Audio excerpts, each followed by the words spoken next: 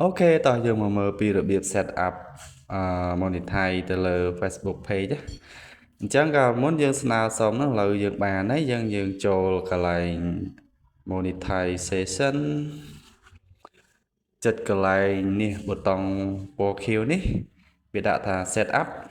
ចុច set up ពងមកនេះយើងចុច next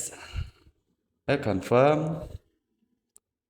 ចឹងបើសិនជាយើងអត់ទាន់មាន account payout ទេយើងត្រូវបង្កើត account payout សិនតែនេះខ្ញុំមានហើយចឹងខ្ញុំ select account payout របស់ខ្ញុំមកបន្តមកទៀតយើងចុច next ចឹងដល់ពេលដែលយើងចុច next នេះវាដាក់ថា content monetization set up content monetization ចឹងវាឲ្យយើងចាំប្រហែលជា1នាទីមិនដល់ទេហើយកន្លះនាទីនេះអញ្ចឹងរួចរាល់ហើយវាសួរថាយើង leave page ឬក៏អត់អញ្ចឹងយើង refresh មួយមកយើង set up រួចហើយយើង refresh page មួយមកចុច left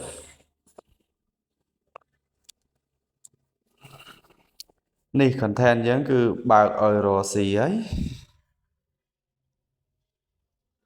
យើងចុចមើលនេះឃើញ load ចំនួនទឹកលុយទឹកអីហើយ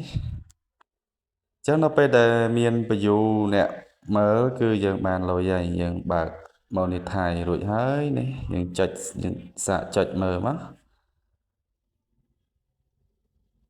$0 0សេនដោយសារយើងទៅតែចុះឈ្មោះរស់ស៊ីចឹងកន្លែងនេះយើងបើកជា public មកខាងក្រោមនេះយើងមិនបាច់ block ទេព្រោះអីយើង allow ឲ្យទាំងអស់ទៅតែបើសិនជាវីដេអូយើងថាយើងខ្ជិលឲ្យគេឃើញយើងបិទប្រទេសណាដែលថាមិនចង់រកស៊ីជាមួយណាយើងបិទចោលទៅយើងថេកយកទៅតែមិនបាច់ទេយើងបើកទាំងអស់ទៅបាច់ខ្វល់ទេកន្លែងហ្នឹងគឺយើងបើក monetize គ្រប់ប្រទេសណាមើលក៏បានលុយដែរយើងបាច់ខ្វល់ចឹងយើង review វាមើលបន្តិចទៅ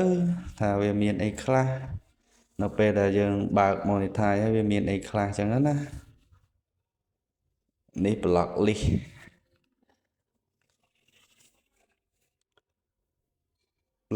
យើងចង់បិទកុំឲ្យប្រទេសណាឃើញយើងថេកលើប្រទេសហ្នឹងមកតែមិនបាច់ទេយើងបើកទាំងអស់ទៅនេះក៏បើកទាំងអស់ទៅយើងមិនបាច់បិទ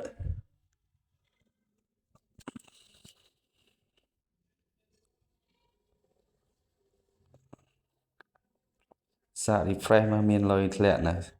ចឹងអត់ទាន់មានទេដោយសារយើងទៅ set up ហើយ